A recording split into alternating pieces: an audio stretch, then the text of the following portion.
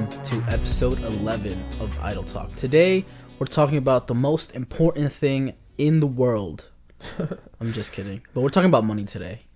Juan, when you hear the word money, what's the first thing you think of? Stability. Stability, okay? All right, where are we going from here? Stability, that's the world revolves around money. So without that, you're done for, I think, in today's society. When I hear money, I think like power. How much power money can garner you. That is true. Through just from status or through buying it. Yeah. You know? So I feel like stability, I've never really thought about it that way. It's like money keeps you stable, money keeps you alive, money keeps you going, right? Mm-hmm. So I think that's interesting just to hear that. You think money can buy you anything? Yes. Oh, Yeah. anything? Anything. Love? Huh? Love? It depends on your definition of love. Whatever you're buying, quote unquote, this love, quote unquote, that can feel like love to you because that's how you define love. Oh, okay, gotcha. As opposed to like genuine love. So you can't with buy no strings attached. Oh, okay, gotcha. So I think you in theory can buy everything you want. Mm-hmm. But that's because you're buying them in the parameters you set for yourself. Ooh, like an artificial respect. Like, I respect you because you give me money. Yeah. I love you because you provide me with money. Exactly. And those are the standards you're holding yourself to, as opposed to the standards that the world is holding on you. Money is it's a tricky thing to play around with. In what way? What are you trying to say? There's certain fields that you get into when you have a certain amount of money. Okay. And you have to realize that certain people get into your life because of that. And you can see them fall off when you don't have it. Yeah. Or when you start to put up parameters of like how you're going to maintain or use that money. Like the faces people make is like, no, I'm not going to spend that on you. Just like, what? Like, ew. It's just, yeah. Just what? like, what do you mean? like, who are you to be spending that money on? Yeah. That's what I mean. Do you think money provides a sense of entitlement? Yeah. If it's not your own, you still feel entitled to it. Yes. Yeah. That's I think it does. That's I think so toxic. I think you should be wary about. So let's say if you make $100, right? Yeah. And your friend goes, I only need 20. Yeah. You give him 20 because he's your friend. Yeah.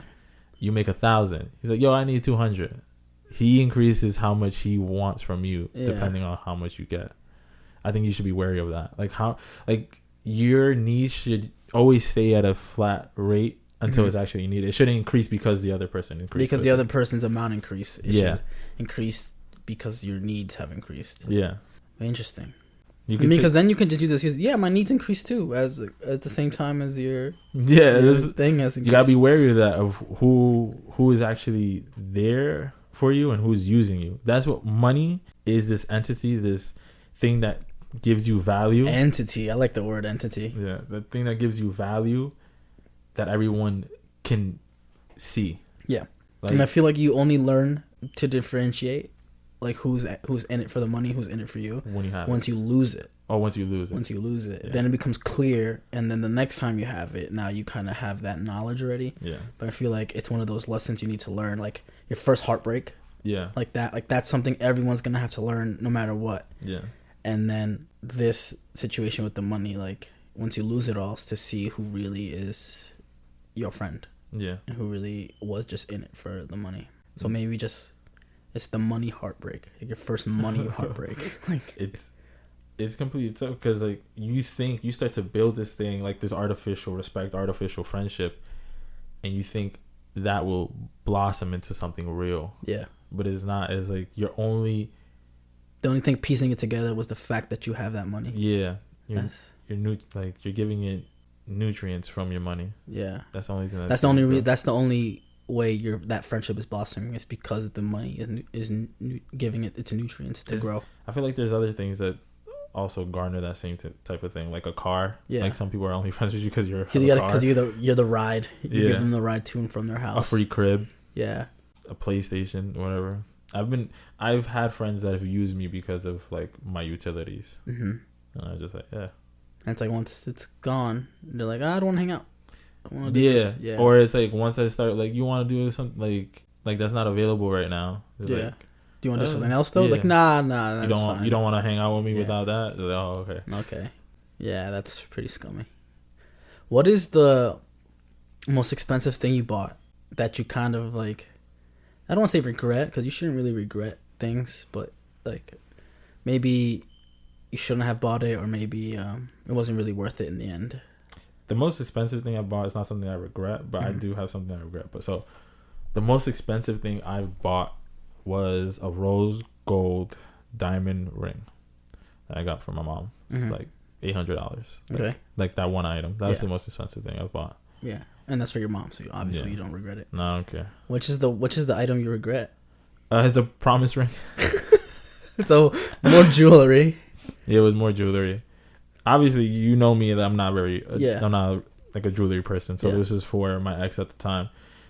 It's not per se that I regret it. It's like I regret thinking that it was gonna go that way. Okay. Yeah, I shouldn't have taken such a leap. A leap, not knowing my own limits. Like, okay. I thought it was going to last forever, and then when it died out, I was like, God dang it! I don't remember. I don't regret the price. I don't regret the money I spent on it. It's just I regret the gesture. Yeah. Okay. Did you get the money back for it? No. Did you give it to the person? Yeah. Okay. I didn't care. Interesting. I just regret the gesture. I don't really regret spending money, and here's why. I buy a lot of things off Amazon. I'll be the first one to admit it. Okay. I buy a lot of things that maybe can be seen as hoarding. I see it as preparing for the future. You see these mic stands that we have?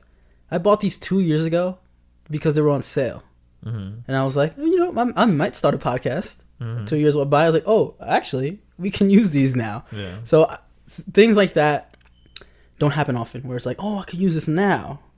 Eventually, things get like maybe thrown away, or I forget I have them, or small things like this thing for my computer that I don't have that computer anymore, or like this thing for my desk and I don't have a desk anymore. Like things like that. Like I just like tiny knickknacks. Like it all adds up because ultimately it's maybe not be that expensive. Maybe it's like $10-15, but over time, like if I would have just bought 10 less items, that would have been $100 in my pocket. You know. Yeah.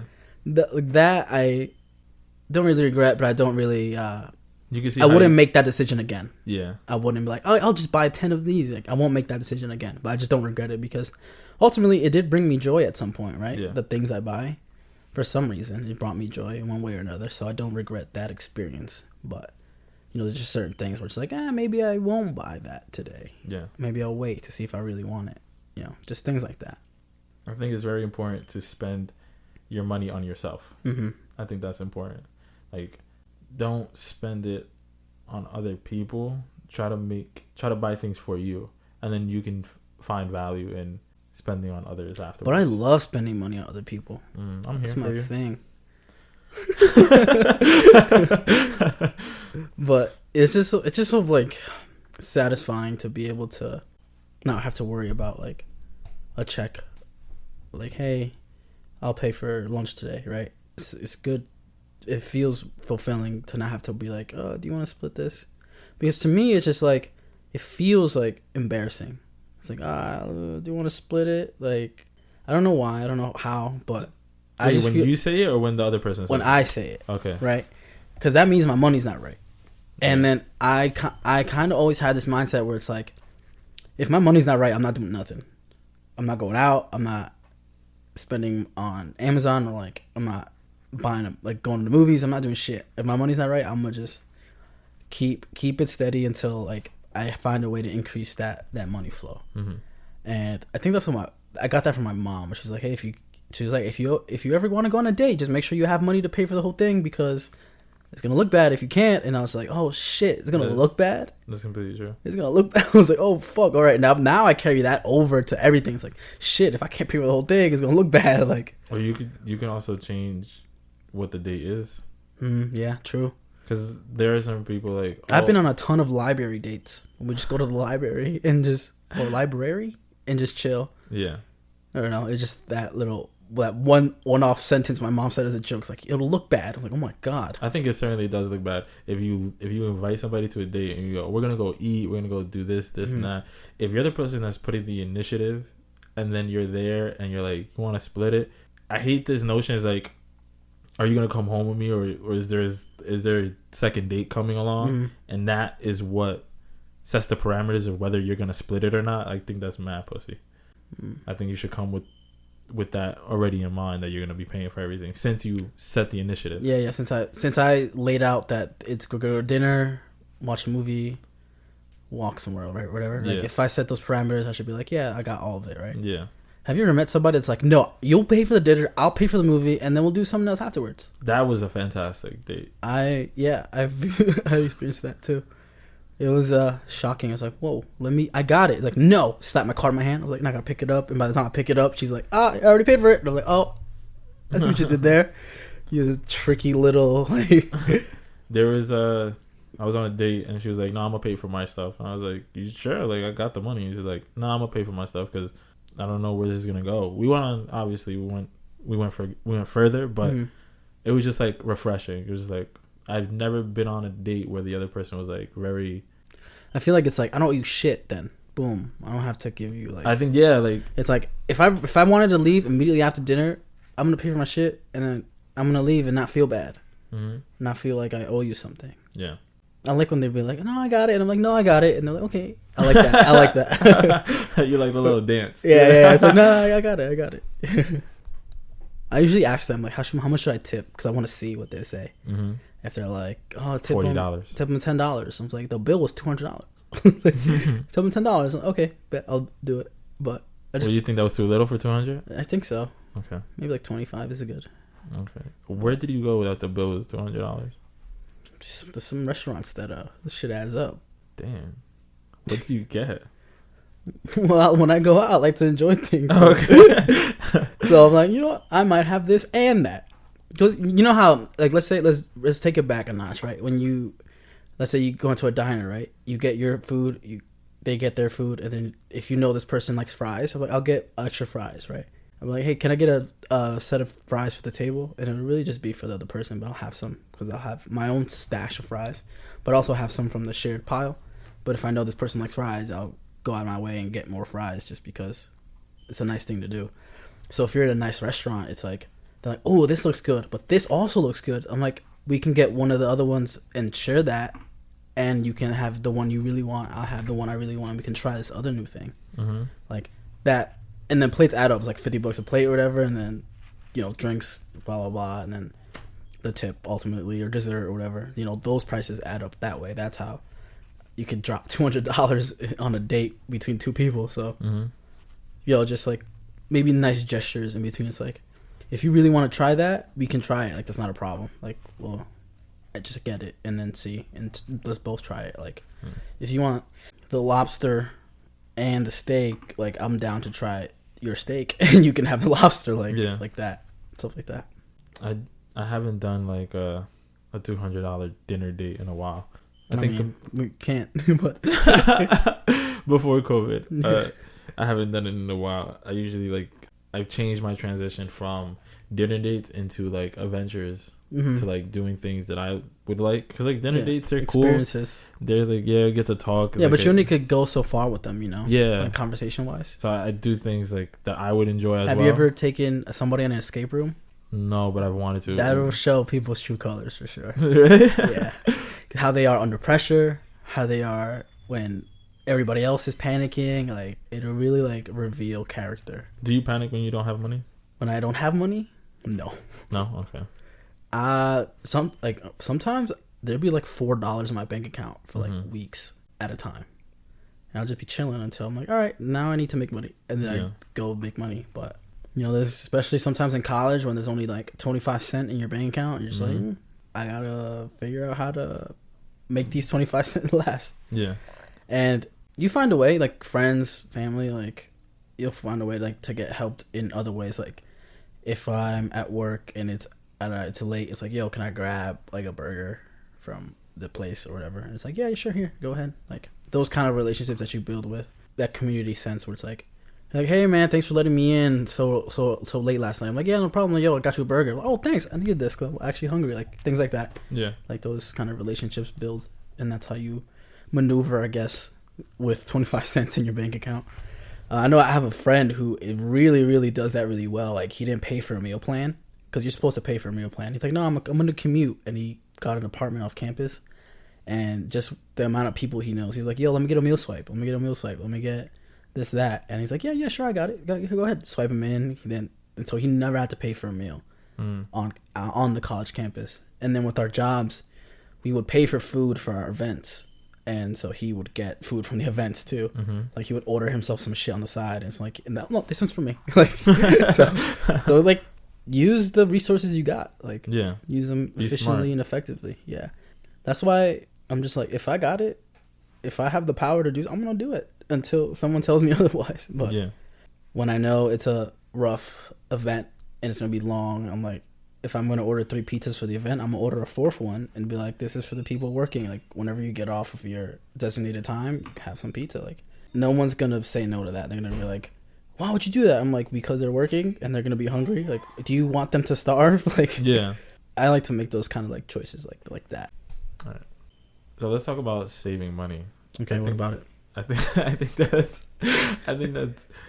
that's the most important part about making money. Mm-hmm. Budgeting. Okay. I think my budgeting has helped me out so much. Like, I've always put a certain amount of money aside from whatever amount I get. So if I get 100, I always put like 10, 15 aside. Mm-hmm. And that's really helped over like the year of COVID, because I'm like, yo, I had this amount of savings for years. Yeah. And you're just like, yo, when's your money running out? It's like, pretty soon. It's like a couple months later, when's your money running out? Pretty soon. I just always had that saving. Yeah. That helped me. That safety net. You know, shout out to my friend Madison. Shout out Madison. Shout out to Madison. We call her Maddie. She taught me how to save money my last year of college. She was like, how are you gonna pay for your internship? And I was like, I don't know. And then so she helped me figure out how to save a certain amount of money in my paycheck, put it in a savings account or whatever. And so I was like, all right, I guess, Madison, since you're taking the time out of your day, I guess I'll listen to what you have to say. And so I just like figured out which bank had the highest like interest rate, like for just keeping money in it and putting money aside. And the last few paychecks from my college job were like a pretty decent amount, like $500-$600. And so I was like, all right, no, I'm gonna save a ridiculous amount. I'm gonna save 75% of these checks. And then when I had to go to my internship, it was like, I have 75% of each check saved, and I could travel from New York to South Carolina and not worry about a single thing. Just like, I got paid for the gas, could pay for the hotel, until I got to my destination. I was like, oh, cool. Saving money actually helped. Yeah. And now I had that money too to be like, if I wanted to spend anything excess, like while I was there, I had the ability to. I didn't have to worry about that.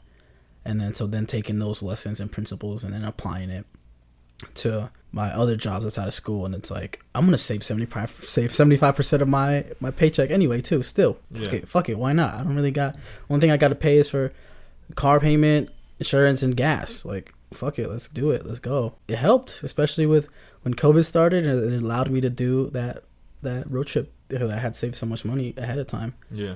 Grateful for the fact that I had learned that money saving lesson during college, as opposed to like, oh, now I have to save money because COVID. Like, I already had those principles kind of locked in. It made it easier to do what I wanted. Thank you, Maddie. Without fear. You said what? Thank you, Maddie. Thank you, Maddie. I'm gonna title this episode "Thank You, Maddie." The person who taught me how to save money was just my older brother. He was just like, you rather have an umbrella on a rainy day than go out in your shirt. I was like, thank you for that deep ass analogy, bro. As simple as it was. It was deep as fuck. So I've always done that, and I've always had like money set aside. Always. I've never been that person just like, no, I don't have it. It's just I haven't been that person where it's like, I don't have it. Yeah. I've been that person where I prefer, I'd rather not spend it. I got it. I don't want to spend it though. That's a different power right there. Yeah. That's different power right there. What is your philosophy on giving away money? What? So like if your friend came up to you like, yo, I need $50. Can I have it? I do that. You do it? Like, what are your expectations? You talking about getting my money back? I don't care. I don't care either. I don't care. To me, it's like, if you're asking me for money and I have it, I'm going to give it to you. And if you want to give it back, cool. Sure, go ahead. Yeah. But I'm not saying, yo, give it back by this week, whatever. Yeah. I've had a friend ask me for money recently, and he's like, I'll pay you back when I get paid. And I was like, all right, cool. And then time passed, and then he hit me up ironically, like at the day he would get paid, and then so I brought it back. I was like, "Hey, did you get paid yet?" He's like, "Oh yeah, I did," and then he cashed at me that same day. But like, if he would have never said like, "Oh, I'm gonna get you when I get paid," I would just be like, "Whatever, I see it. If I see it again, then I see it again. If I don't, because you can't be. I wouldn't like giving money out with an expectation. We'd just be like, I expect this back with 2% interest on this day, like." 2% interest. That's a low amount, but all right. No, just me, man. I don't know what the actual interest rate I would apply because I've never applied interest to any money that I've given away. I think our philosophies are pretty similar. Just we provide when we can. We don't ask for a return. So if someone gives us a return, that's just like cool. I got back what I asked, and I feel like that's the type of relationship you should have with your friends. That if they need help, you give it. And when they're back on their feet, they just like, yo, here's whatever you gave me back, you know? Have you ever run into the opposite where it's now like you've given somebody money in the past and then now it's your turn to ask for something and then they're like, nah. You know, that hurts. That hurts so much. That hurts so much. That's why I don't really ask people for money. It's not even that like from that one individual. That sinking feeling in your heart. You're like, oh. That one time I was just like, it hurts even when it comes to food too. Yeah, it's like give you food and then I'm like, let me get a bite. Like, nah. I'm just like, okay. Like I'm hungry over here. Yeah. That hurts because like you would think you would get the same sort of energy back when it's not. It's like, yeah. So fuck. I stopped doing that so that I wouldn't get hurt. So it's just like, so whatever, if they ask or if they like say they're gonna give me whatever, I'm like, cool. I really have to test the water for a couple of years before I even dare ask. Yeah. For money, especially, I don't even dare ask for food until a couple of years. People are different, man. People are different. I've gone to people's houses and don't even offer me water. I'm just like, okay. I'll be like, yo, just open the fridge, get whatever you want, grab whatever you need. Yeah. Like anything specific you need. This for me is like if you don't say you're hungry, like what I'm like you're a grown ass man. Like what I'm supposed to say? I offer snacks. Yeah. But if you want food, you better speak up. Can I get a plate of rice and chicken, please? I'll try my best to get whatever I can. But I've been in situations where people don't do that at all. At all. I guess you were raised different. Everybody's different in their own way. They're not ashamed to ask, but they're... Are you ashamed to ask? No, I'm saying like they're not ashamed to ask for it, right? But they're not enthusiastic to offer. Like, ooh, yeah, I like that. So they're like, say that again. They're not ashamed to ask for things, but they're not enthusiastic to offer. That's what I like. I like that. Yeah. You should have interrupted me midway of my two-parter right there.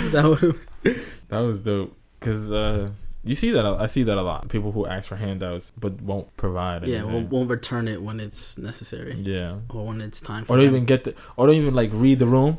Don't get like, hey, your turn. Or whatever. Or like when there's time to step up and they're like, no, you guys could go. I look at people different. I treat people differently after that.